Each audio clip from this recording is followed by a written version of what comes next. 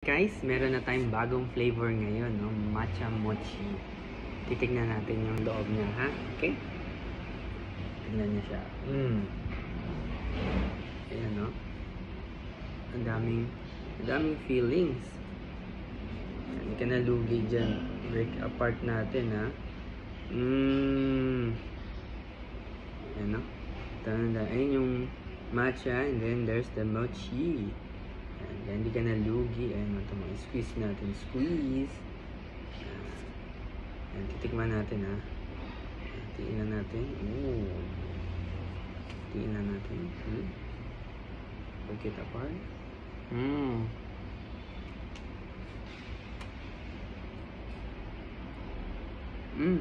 Sarap. Cheers.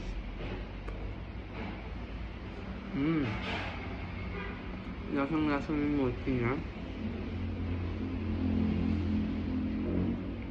Alam mong authentic eh. Tapos yung amoy niya, kung matcha lover ka, alam mo yung sinasabi ko eh. Ang lambot pa niya. Alam mo na hindi ka tinipid sa feeling, tsaka authentic na matcha yung nilagay nila.